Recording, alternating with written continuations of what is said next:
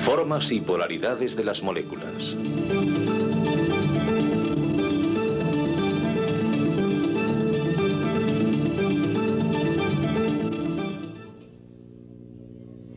Dos tercios de la superficie de la Tierra están cubiertos de agua.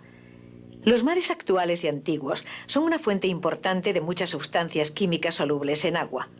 La sal de mesa, el bromo y el magnesio, que en el mar están en forma de iones, son un ejemplo.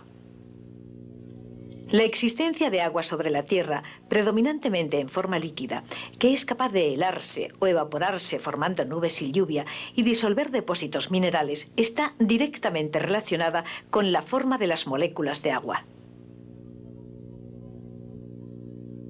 La molécula triatómica H2O puede ser lineal o angular. Es angular. Si fuera lineal, no habría mares y pocos iones se disolverían en el líquido. Estudiemos por qué.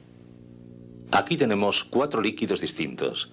Estudiaremos sus propiedades creando un modelo que relacione las propiedades químicas con la forma molecular. Observemos primero algunas propiedades eléctricas.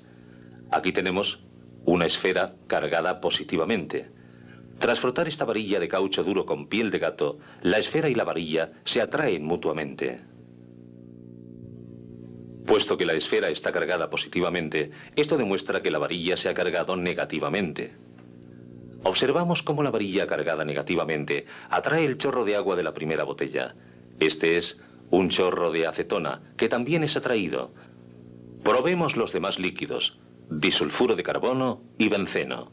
La varilla cargada no atrae el disulfuro de carbono.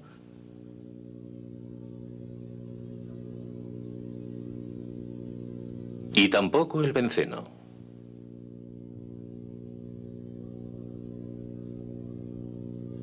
¿Por qué una varilla cargada negativamente no tiene efecto alguno sobre el disulfuro de carbono y el benceno, y sin embargo sí desvía el agua y la acetona? ¿Es posible que los líquidos atraídos estén cargados positivamente y los demás sean eléctricamente neutros? De ser así, una varilla cargada positivamente repelerá el chorro desviado. Veámoslo. Una varilla de vidrio frotada con seda repele la esfera cargada positivamente. La varilla de vidrio debe de llevar una carga eléctrica positiva. ¿Repelerá el agua esta varilla cargada positivamente? ¡Qué raro! El líquido es atraído lo mismo que en el caso de la carga negativa. Probemos los demás líquidos. La acetona también es atraída, lo mismo que con la varilla negativa. Aquí tenemos disulfuro de carbono. Las cargas positivas no lo afectan. Y una carga negativa produce el mismo resultado. Esto es benceno. No hay desviación, lo mismo que ocurría con la carga negativa. Así pues, vemos que algunos líquidos no son desviados por ningún tipo de carga, mientras que otros son atraídos tanto por las cargas positivas como por las negativas. ¿Por qué? Aquí vemos la tabla de lo que hemos descubierto. El agua y la acetona se desvían. El disulfuro de carbono y el benceno no se desvían. ¿Cómo se explican estas diferencias en las propiedades eléctricas? ¿Cómo es posible que el agua, por ejemplo, actúe en un caso como si tuviera carga positiva y en otro como si la tuviera negativa? Para responder a esta pregunta, intentaremos desarrollar un modelo o idea a nivel molecular que explique la desviación o falta de desviación ocurrida en estos experimentos. Como primer paso, consideremos la estructura del agua a nivel molecular. La molécula es angular. Así, los átomos de hidrógeno comparten electrones con los átomos de oxígeno. Estos electrones compartidos son atraídos con más fuerza por el oxígeno que por el hidrógeno. El aumento de la densidad de electrones cerca del oxígeno hace esta región de la molécula ligeramente negativa.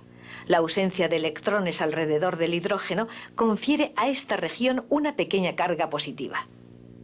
Se dice que tal separación de carga positiva y negativa forman un dipolo.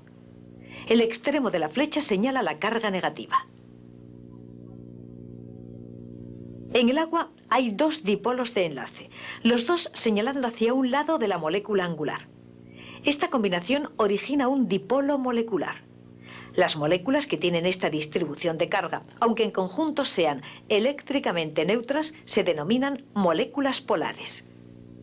El dipolo de cualquier molécula polar puede representarse de este modo: un lado negativo y el otro positivo. Si se acerca una varilla cargada positivamente a una molécula polar, las cargas iguales se repelen y las cargas distintas se atraen. Se obtiene esta orientación. Con una varilla cargada negativamente se obtiene una orientación opuesta. Así pues, las moléculas polares serán atraídas hacia varillas positivas o negativas. Ahora entendemos por qué una molécula con una forma como la del agua puede ser atraída tanto por una varilla cargada positivamente como por una cargada negativamente.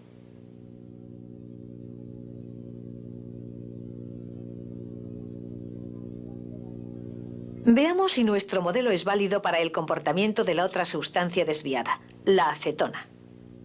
La acetona está formada por un átomo central de carbono, un átomo de oxígeno en un lado y dos grupos CH3 en el otro.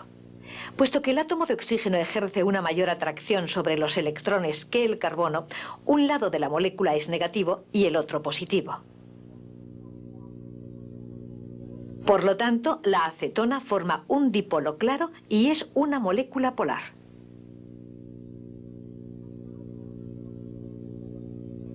Hasta ahora hemos explicado el comportamiento del agua y de la acetona. Veamos si podemos explicar el comportamiento de las sustancias no desviadas. Empezamos por el disulfuro de carbono. La molécula lineal consta de dos átomos idénticos de azufre y un átomo de carbono.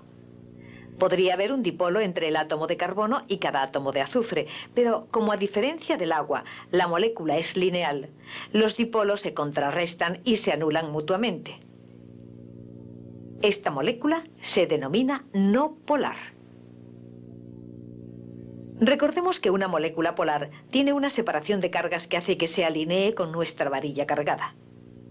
En las moléculas no polares no existe distribución desequilibrada de carga, de modo que no se produce una interacción intensa con una varilla cargada.